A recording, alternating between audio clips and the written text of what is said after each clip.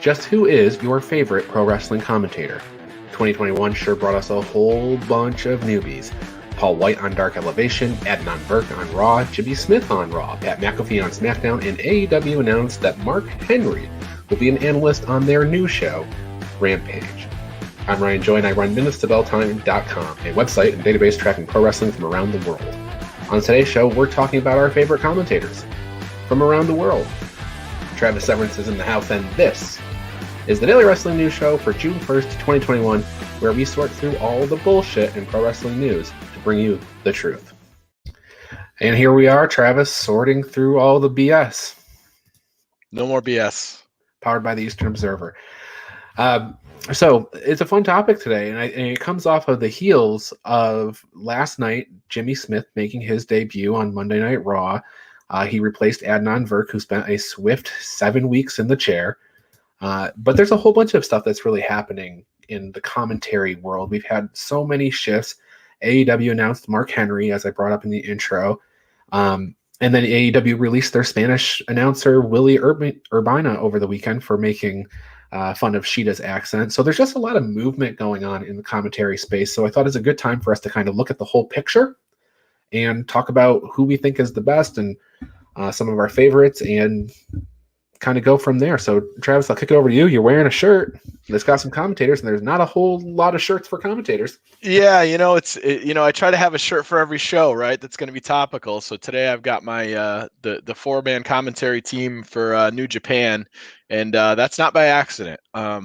Kevin Kelly, Gino Gambino, Chris Carlton, Rocky Romero, I think right now currently is the strongest booth in professional wrestling without a doubt. Kevin Kelly has been the one-man booth, a la Joey Styles during the pandemic era, doing translation for the New Japan stuff. It's been a treat when they've had the team together through a sort of Zoom thing. Listening to Gino Gambino, gosh, do I miss him. And Chris Carlton is great because he just reminds me of a modern day Professor Mike Tenay. Sure. And he's a historian at the same time. Like, he knows New Japan inside and out, and he can translate, which is such a value when the Japanese wrestlers are doing the promos and he's actually there in the background to translate what's being said. It has such a bigger impact. And Rocky Romero is just a consummate professional. The guy's all over the place. He's a wrestler himself, so he can obviously call the action, and the commentary, their commentary team is more interactive with the wrestlers throughout matches and different things like that than a lot of the other commentary teams that are just like, move out of the way because your booth's going to get crushed.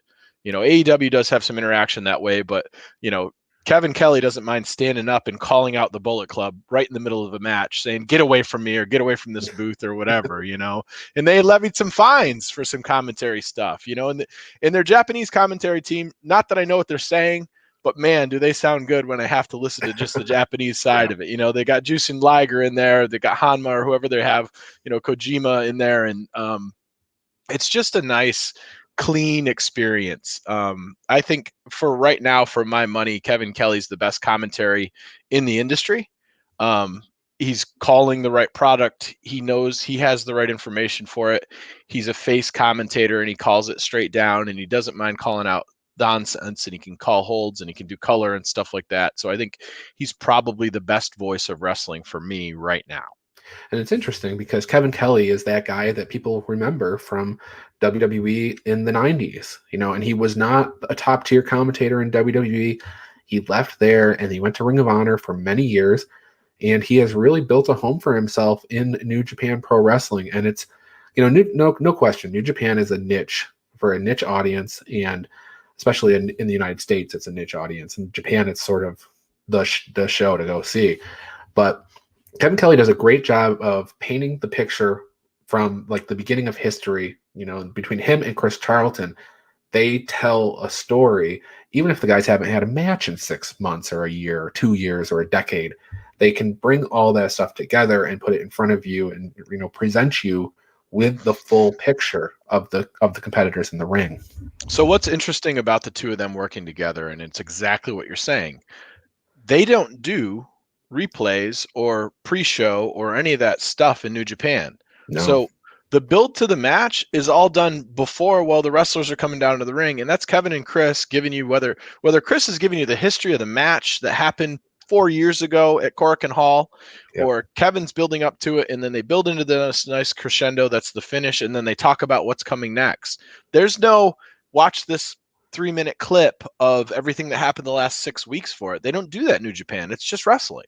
So you have to have somebody be able to call that and talk you through it. And as somebody that hasn't watched the program, now it's a lot of characters to get to know.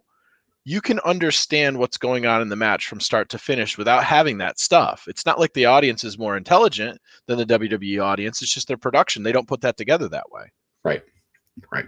So I guess the news is that Jimmy Smith making his debut last night is an interesting presentation, because I felt like he was slow rolled into the position. In other words, when Raw started, usually the guy in the middle is the guy who says, welcome to Monday Night Raw. It was Corey Graves who did that last night. Byron Saxton, I noticed, picked up a lot of transitions and introducing video packages and things like that. And Jimmy Smith was kind of allowed to be there in an unoffensive manner. Whereas Adnan Virk, when he started, he's like, okay, here's the job. You do all this stuff, and you'll probably make a bunch of mistakes and whatever. And he paid for those mistakes. Jimmy Smith is getting a little bit of a break. I think they've learned something. They want him there because of his outside influence. He brings in, his audience includes UFC and Bellator and things like that. So they want him there. So they want him to be successful. So I think that giving him the opportunity to slow roll into the position is going to be helpful for him. Yeah, I would agree. They definitely went a little bit slower, and you're right. They did the outside in as far as the introduction goes. He did send off. He did send us into Raw for the episode, which is, again, that center spot kind of thing. The biggest issue that I had with him throughout the night was it was difficult for me to hear his voice and differentiate it from Byron's voice. A lot of times, the cadence and the inflection in their voices were really, really similar to me. Byron is not my favorite commentator in the world, and Jimmy, there were times when he chimed in when I could pick it out, and there were other times when it just seemed like it was two of the same guys sort of in the booth. And I'm not sure what sort of personality he's going to have yet. Again, we're only one night out. But comparing that to Pat McAfee's first night, who I really enjoyed the energy and the enthusiasm on that show and the personality and everything that he brought to that booth, that's so opposite Michael Cole without burying Michael Cole, which we had kind of grown accustomed to that sort of being the case. I don't know. It's really difficult for me to give Jimmy any kind of real grades other than, like you were saying, I think it was a smart outing for him to kind of have him in the background a little bit. And I think any booth with Corey Graves is going to be tough because he spends so much of the episode getting himself over the talent that you need a big personality to kind of put him in check. Byron Saxton is not that guy, and I'm not sure if Jimmy Smith is either. Well, it's interesting though, because you have an initial reaction to Pat McAfee that's very good. I think most people did. The other thing is with Adnan Virk, we had an initial reaction of this is not going to work. Right. With Jimmy Smith, the reaction is not positive and it's not really negative yet. So it's better than Adnan Virk. Right. I think everybody's critical and you're looking for somebody to fail rather than looking to succeed. And 100%. When they announced Pat McAfee, based on the antics and the stuff that I saw him and how he was put into NXT, I wasn't thrilled about him going into a booth. Now, that said, he's got a really successful show. So he's been in front of the camera and he's been in that position and he's had to entertain a crowd for a long, long, long time. So he's got enough personality and enough enthusiasm in there, and he knows enough about the product that he's talking about to be able to talk intelligently and not call it wrong or say, tell us about Kofi Mania back in the day, like Adnan Virk called, and it was like, well, that was 18 months ago. Yeah. That's not really back in the day. We're not talking about before, satellite TV or anything. So yeah, I thought they protected Jimmy pretty well, and gave him an opportunity to not mess up too much. And now there's a whole bunch of news with Mark Henry joining AEW's, I think, commentary team. They announced him as an analyst. That's often the word you use for the color commentator. So I think that's the role he'll be in on Rampage. So we have over on AEW, we have Ross and Shivani and Excalibur and Paul Wight Mark Henry, and Taz, all on the English-speaking side of things. Some shows better than others in terms of the commentary, but what do you think overall? How do you think Mark will do? So Mark's an interesting choice for me in that role. I've never heard him on the mic. No. I've never heard him do a promo that I was blown away by. It's obviously something that he has some passion towards. Again, like we talked about kind of in our post pay-per-view show the other night after AEW went off air, there are people that I think they need to put in positions to make enough money, but they're also going to use them in other roles. And I think teaching big men how to wrestle big man wrestling is part of the Paul Wight, Mark Henry thing. But I think financially, Tony Khan can't sign those two guys to say, well, we're just going to have you as coaches, and this is how much money you're going to make, because they need to make enough. So how do you insert them into your production and stuff where you can make it look good? So I'm interested to see what he has to say and what he has to bring to the table. I don't know his voice is anything spectacular or anything awful. It's not like we're throwing, Mike Tyson in the booth and asking him to do commentary. Taz is kind of hit or miss for me. Tony Schiavone is great. I think, to me, Jim Ross is kind of on the end of his career at this point, which is too bad, because I think if I look at commentators in the history of commentary, Jim Ross, it's hard for me to, at least in my generation of watching wrestling, it's hard for me to say that he's not the best. He's definitely the best. I think we're getting, this is Jim Ross, like Michael Jordan, Washington Wizards. Like, it is not the same Jim Ross that we saw before. His memory isn't there. He's not as sharp. He goes back to the same stuff over and over and over again. I mean, I don't know how many times he said quicker like a hiccup in the last broadcast, but it was about every other match. And they are a lot faster on AEW.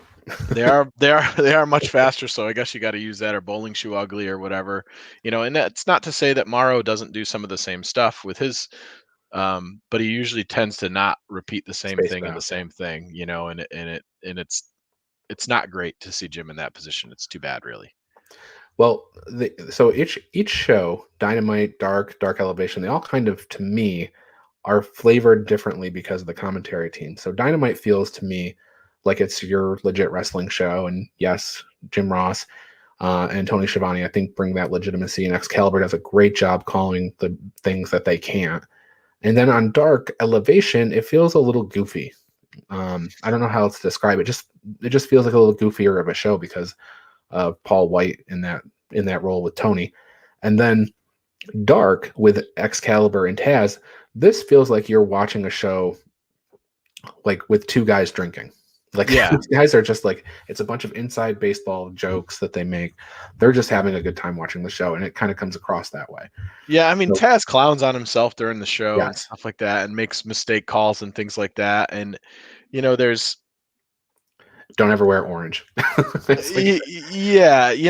there's interesting, like, which I don't know. I don't watch the shows regularly. I usually pick a couple of matches out, and I really focus on watching those because they're interesting to me, but I don't watch it I don't watch it bell to bell or anything like that. So I don't listen to as much of that as consistently, but I've certainly, listened to them.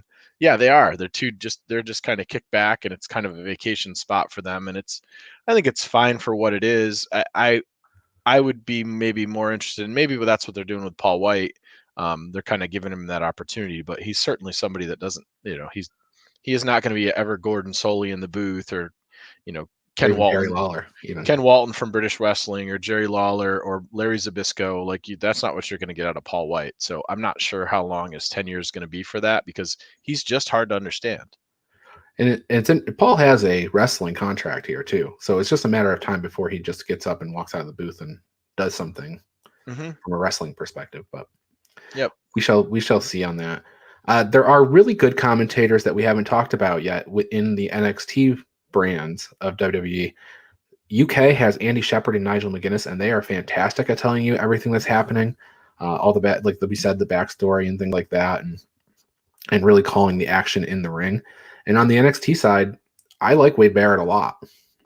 Yeah, I like Wade Barrett a lot. I think Beth Phoenix, when she doesn't, my challenge with Beth Phoenix in general is, it feels like each match she has lines written down that she feels like she needs to get in. When she's not in that mode where she's trying to insert those chalk lines that she has written down, I think she's better calling it on the fly, and she should do more of that. And I don't know if it's her decision to do that or if it's them trying to make her better than what she is. I think when she's on the fly calling, she does a much better job and she sounds more realistic. Wade Barrett, phenomenal. Nigel McGuinness is probably right behind Kevin Kelly for me. I think he's probably second best commentator right now. I enjoy listening to him call. He's it sounds silly, but a large part of me tuning in to watch UK. I enjoy what they're going to have to say on that show, and I enjoy how they call it, and I think that style works really, really well for them. The booth in general for NXT is good. Both brands, very, very solid. 100%. And then I think finally, there's two other brands that we could talk about, Ring of Honor and Impact. I think they both have pretty strong booths. Ian Riccaboni and Patrice Coleman, I think they come off very, very well. And when that product starts taking off again and they're getting live fans in July, I think it'll be really interesting to see how they match up. Right now they're calling empty arena matches and very empty arena matches. You can feel it in their enthusiasm too, right? Yeah. They're great voices for ROH, and they've had a couple of different teams go in for that show a couple of times. They feel the most like the ROH voice to me, the way that Tony Schiavone is always going to sound like WCW's voice to me. Right. They are ROH to me, and I like how they call it, and I'm sure they're thrilled about getting some fans in there and calling it the same way. And then, over on Impact, we went through a long period of time with Don Callis and Josh Matthews, and Josh has been all over the place and stuff like that. Not somebody that I find overly entertaining or overly engaging. Don Callis is hit or miss for me. I enjoy him in this role better than I enjoyed him on call. Although I will say, when I go back and I listen to some of the New Japan stuff with him and Ross, I felt like that was about the sweet spot in the first AEW pay-per-view. He did really well in that presentation as well. But I like Stryker and D'Lo. And they're so different. They're so different than Josh Matthews and Don Callis or Josh Matthews and Madison Rayne. I didn't want to give them very much of a shot because I did like Madison a lot, but they've grown on me. And Stryker, he's been around forever and never really, I felt, fell into a good role, but he does well here. So when I went back and Al Caro brought it up, the fact that he called, because we were talking about that changeover on this show the first night that it really happened, and Al Caro said, "Oh, you know what? He did some commentary work on Lucha Underground, and his Lucha Underground stuff with Vampiro, if you haven't watched that show, is really good. And he had done some ECW stuff before that when he was doing the Matt Stryker professor role and stuff. So he called some matches in ECW as well. Speaking of ECW, Joey Styles, the one-man booth, just a lost art form, was the voice of ECW and was phenomenal in that role. He didn't translate as well when he got back over to the main roster and stuff. I think that one-man booth is what he needs, as difficult as that is. But another guy who was great on the mic for sure. So I think you pinned down Kevin, Gino, Chris, and Rocky as your favorite. I think I'd give mine over to NXT UK. I think that presentation's really tight right now. Although I mean, that's maybe just to be different than you, because I do like that New Japan team. So, yeah. All right. Well, there's a whole bunch more news. A whole bunch of news. We've got WWE's live touring. We've got all this stuff in New Japan that's happening and Impact and everything. So stick with us for a minute. But first, I want to tell you how you can support the Daily Wrestling News Show. So stick with us. We have a ton of news coming up in about a minute and a half. If you love the Daily Wrestling News Show, then I want to tell you how you can support us. First, check out bodyslamclothes.com. You can get a variety of shirts for just $20, and all of them come in the super soft style, and the price you see includes all sizes and shipping. Get 10% off 2 or more shirts with the promo code SHIRTS10.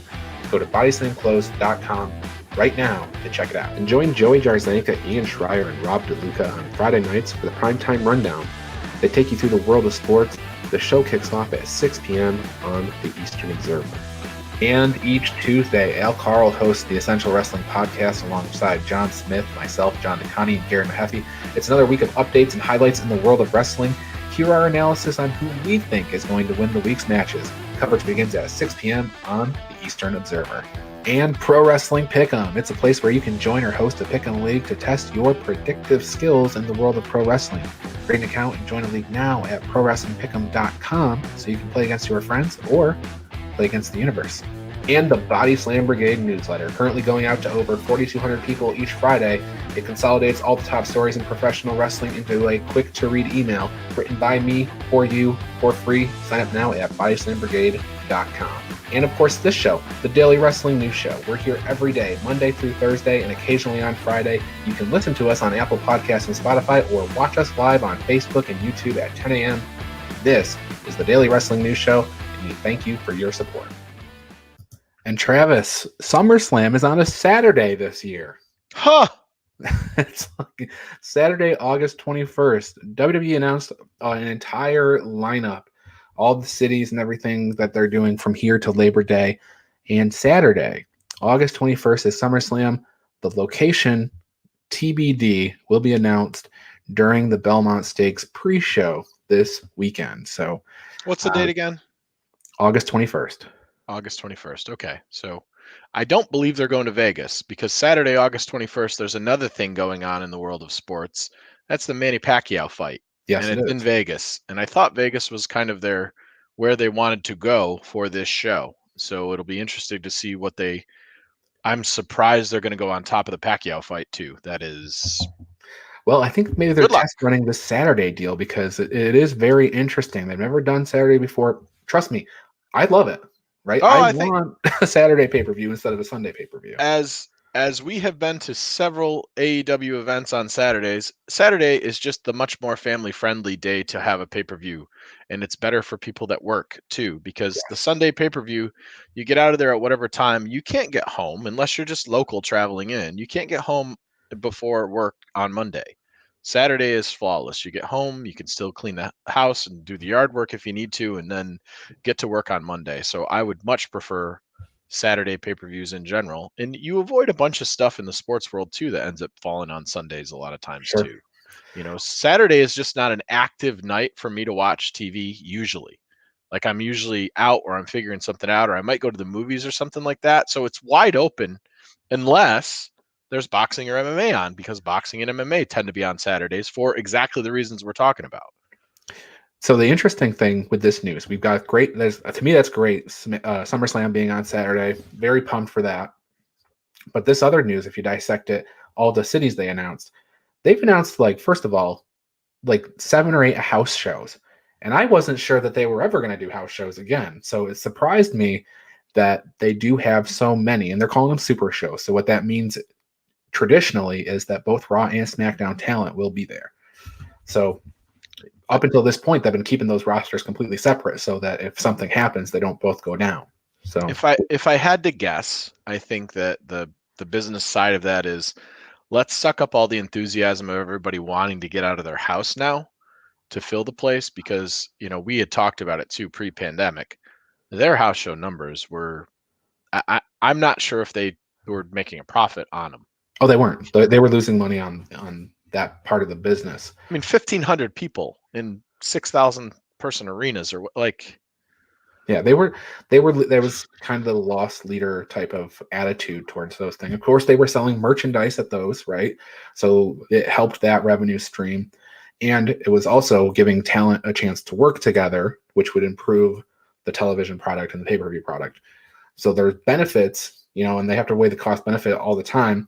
As you mentioned, right now is the time to take advantage of the enthusiasm of people getting out of the house. For sure. If you're going to do a world tour right now, get it on the calendar, start in the south and then bring yourself north. I mean, you're in the north for the winter time, which is probably the opposite of the way that you would prefer to do it. But in general, I don't know. I'd be curious to ask the locker room how they feel about it. I think the first couple of weeks, they're probably excited about going back and getting the enthusiasm and seeing the live crowd and the juice and stuff like that. But there's enough of them been around enough that know that touring schedule is a grind, and injuries are a real thing. And, you know, it's time away from the house and time away from your significant others, if you have them, and stuff like that. And it's a lot of work that you got to put into it to get back out on the road. I agree that the wrestling product does get a little bit better. I think that would certainly help with the kind of the undercard section of the women's division right now. I think that some house shows could really help with the chemistry in the ring. And even some of the top end stuff. I'll still say that, you know, Rhea and Asuka just do not look like comfortable dance partners to me right now. So even though they're both very good, that's the case. So not a ton of surprises in the city list, but there's a couple that are kind of surprising. First of all, Florida takes the win, right? They get 6 events out of this, with They hit basically every market in Florida, Jacksonville to Fort Myers to Gainesville down to Miami. They got them all. Tampa. So Florida gets a ton of shows. We're adding another show in Texas. That's San Antonio in August. Then aside from that, you got Kentucky and Philadelphia and the Carolinas and Arizona and Denver and Detroit and Chicago and San Diego, of all places. Didn't expect California to be ready and available to receive the WWE product, but California is apparently going to get a Monday Night Raw in late August, August 23rd at the Pechanga Arena in San Diego. Now, nothing announced for the New York, New Jersey market, which leads me to the SummerSlam question. Is it going to be Madison Square Garden for SummerSlam this year? They've avoided the market entirely. We know things are opening up a little bit in the New York, New Jersey it's area. live. Like MSG, the Knicks games are full capacity right now, as long as you have a Vax card and stuff. Like the last Wednesday or Tuesday, Cuomo announced that New York entertainment venues are 100% capacity as long as you have your card. SummerSlam, Madison Square Garden, maybe. Why not? Maybe. I mean, I'll be there if that's the case. I mean, there's no question about that. Well, it's just interesting, like, as I analyze all these cities and states and stuff, and San Diego is curious to me too. San Francisco, and it's been widely talked about in the news. San Francisco actually, surprisingly, is the big city in California that's just been crushing vaccine numbers. I think they're up to something astronomical. I want to say 82% of the population there, for whatever reason. Like, maybe that's a real deal. Well, there's a lot of vaccines out there and stuff like that. So, like, I looked at today and I'm like, okay, if they're going to do August, you got 2 more months of that stuff. Like, I think their numbers out there as a population on the coastal part of California is really, really good. San Diego's kind of a nice town. Like, I don't know, depending on what the show is there. It's a house show, by the way. Oh, so not even a Raw or SmackDown. All right, so I won't be making that trip. No need to put. But I have friends out there that'll definitely be at the show, so I'll get a report back. Absolutely. So just really interesting. I'm probably going to get the calendar at minutestobelltime.com updated here in the next couple of days, because all these events are coming and they'll start announcing cards for them and stuff like that. So I like to keep track of it. Plus, we have AEW and Ring of Honor and everybody coming back. So I want to get that stuff in a place where people can consume it.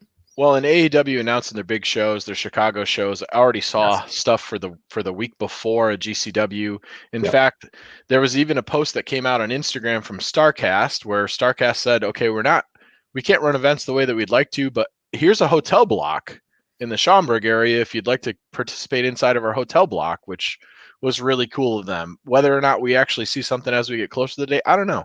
Conrad's pretty busy these days. AEW did not announce the venue, so I don't know if it's going to be at the Sears Center like they've done All Out in the past, or if it'll be downtown where they did Revolution. So don't book your hotels quite yet, because that's a huge difference. Absolutely. As far as travel time down and back and stuff, now the GCW location, that is, I want to say, Hoffman Estates or something like that. Mm-hmm. So that's well known at this point. So that's going to be a big wrestling weekend in Chicago. Yep, it sure is. It's maybe it'll be Moxley versus Cage in that. They've been building to that. So that would be insane. So start watching for that, because that'll be the biggest GCW title match they've had in a long time. Yeah, and if they bring a blood sport into there, we have to go. All right, so there's some other major headlines coming out of New Japan. So we have a follow-up from our episode 104 last week, Travis, where we were talking about the vacant IWGP Heavyweight Championship. Apparently, we do know it's going to come down to Kazuchika Okada versus Shingo Takagi at Dominion, which was just changed from June 6th to June 7th because of restrictions on weekends in the city. So they're going to do it on a Monday now. So Okada versus Shingo, you picked Shingo. It could be Shingo. I think it'll all kind of come down. It'll be interesting. If Shingo wins, I think they've just plugged Shingo into whatever programs they had planned for Ospreay from here until Ospreay's end of title. If Okada wins, he was probably going to win at Grand Slam. So, it's interesting. Yeah, I would agree with that. And yeah, it was good. Any of the listeners that tuned in last week, it was called right here, folks. Ahead of Yeah, time. Travis picked Shingo. No. You're a week I, away from knowing if you're correct. I got a week to go. And you know, Ibushi's kind of the odd man out. He's the guy on the outside looking in right now. He does have a match announced for Dominion. He's fighting Jeff Cobb. Yep. So Which I mean, it's that kind should of be a hell of a match. I've never seen Cobb versus Ibushi, so it's it very is a little different weird that styles. as the former champion, he wasn't given an opportunity to compete there. So Yeah, and Dominion's kind of the home of that, right? There's a lot of big matches, and actually in the in the Facebook group I posted, Chris Carlton did a great history of Dominion video that's 15 or 20 minutes. So if you're on your lunch break, or if you're doing the dishes or whatever, and you throw it on in the background, he takes you through the history of Dominion and the big matches that were there and the stuff that they've done before in the past, which is really nice to put together. And then lo and behold, the free match this week that New Japan does every week is Okada versus Ospreay, and it's a phenomenal match if you haven't watched it. is it from Wrestle Kingdom or from G1? Wrestle Kingdom. Okay. Yeah, that was earlier this year. So the other match they announced for Dominion so far is Show versus Yo for the junior title. And that is a match that was supposed to happen at Wrestling Tatanko Night 2, but it was changed because a whole bunch of COVID protocol. Some people tested positive, so they got pulled from the show. So yeah, and as odd as like Japan has had live fans in the stands for a long time, much quicker than we did. And oddly enough, their vaccine rate is like 2%. So like they're going to be dealing with some hiccups here and there, and we've got the Olympics coming as well. Show and Yo, this is brother against brother, which isn't a story we see all that often. wait a minute, do I have that right? Is it Desperado? It's Desperado versus Yo. ELD versus Yo is what I thought that that's the match is. Yeah.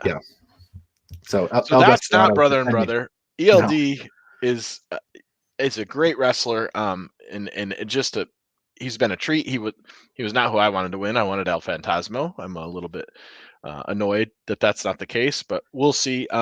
Will be a good match. We've seen this match before, and they can dance. It'll be nice and quick, but should be a good match no matter what. I mean, this morning was a surprise for me. Yeah, this morning Sabre and Taichi won the tag team titles off of GOD. So Bullet Club vacating their gold. Yeah, they still have Jay White. The only one with the title is Jay White, which obviously he should have all the gold in New Japan if it were my druthers. So GOD and the Dangerous Techers are just kind of playing the ping pong match of the titles back and forth. In fairness, we've talked about it before. It's the only really two tag teams in New Japan until they just. I mean, you could make an argument for Cobb and Okan, right? Like always throw them together, whatever, and that's what they do because they have huge factions. They just put a couple guys together and send them after the titles. But yeah, these guys have been ping ponging the titles for 6 months. Well, and at least they both have tag team names. We've got Guerrillas of Destiny versus Dangerous Techers. Right. Okay, cool. We can. Tomorrow morning we have a 6-man tag title match between your reigning champions Yoshihashi, Ishii, Goto versus Naito, Bushi, and Sonata. So no chance for for Bullet Club to get any titles there, but that'll be the name of a Road 2 show going into Dominion. And I would say that normally they don't change the titles here, but I'd sound silly given that they just this morning changed titles here. So do I think this is a 6-man switch? Probably not.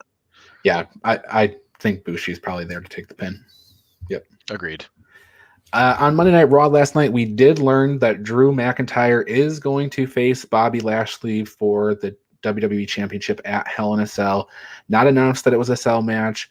Hell in a Cell is June 20th. There's not much announced for that, just Charlotte and Rhea otherwise. And this is the third pay-per-view in a row for these guys, so hopefully they do something different. Oh, they're going to be in a cell? Well, probably. Not announced yet. AEW signed Bear Country and Mark Sterling. Mark Sterling is Jade Cargill's manager, and he was MJF's lawyer who got MJF his stipulations in his championship match with Moxley, which didn't pan out anyway. So, yeah, Mark hopefully Sterling, a better representative for Jade. Mark Sterling's kind of a snooze fest, but Bear Country is very good. I'm happy for them and excited for them. Not that AEW was short on tag teams, but here we are. Yeah, a couple other big guys, and we can always do the Kong versus Godzilla 2 with Jurassic Express again. So yeah, they're big giant bruisers that can move. They're kind of like, to me, I look at them as kind of the best of both worlds, in between the Viking Raiders and Heavy Machinery. Yeah. Okay, so a couple of other things. Tonight on NXT, it is a number one contenders match. Pete Dunne versus Johnny Gargano versus Kyle O'Reilly. The winner's going to get Karrion Kross, presumably In Your House. So, any early thought on who that's going to be? Give me Pete Dunne, please. Yeah. Give me Pete Dunne, please. I'm sure we'll be breaking that down on tonight's Essential Wrestling podcast, making all our picks for that. I like Pete Dunne in that too.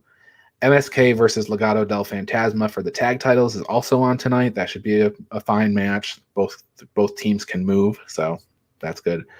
AEW Dark has a short lineup, just 5 matches or something like that, so shouldn't be too big of a deal. I really think it is only 5. Last night, Dark Elevation was quick. It was over in an hour and a half. Dark usually has 27 matches or something. So maybe they shortened it up because it's pay-per-view weekend or something like that. Well, they taped them all at FanFest. Oh, so, okay. Well, there you go. So it should be an easier go tonight on Dark. And then later this week on Thursday, Impact has Josh Alexander versus TJP in an Iron Man match.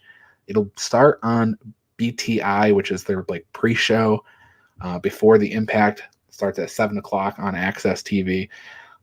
All indications from the rumor mill and everything. This was taped a long time ago. Everybody that was there at that taping is raving about this match. It's supposed to be fantastic. So make sure you watch BTI this week. Yeah, I mean, I think TJP and Josh Alexander are both fine wrestlers. I don't get overly worked up when I hear that they're going to be in a match, though. Well, we'll see. Maybe you'll change your mind after you watch this match that everybody's raving about. The entire locker room of Impact. I mean, the Iron Man match doesn't make me more thrilled to watch 2 guys that I think are pretty okay. All right, Travis, anything else before we get out of here this morning? Nope. Just keep in mind, obviously, AEW again is on Friday this week. Yes. Just in case anybody didn't know that. We got NBA basketball playoffs. Those will be wrapping up in a couple of weeks, so we'll go back to our normal time slot there. New Japan Strong was another good one this week. If you didn't have a chance to catch it, feel free to take a look. They're kind of sorting stories out a little bit more over there. So that was a really good show. And I look forward to listening to tonight's EWP. I did make up a little bit of ground in the pro wrestling pick'em, so hopefully that graphic gets shot up there to see where I escalated myself. I think I might be ahead of one of the hosts of this show by a point. 1 point?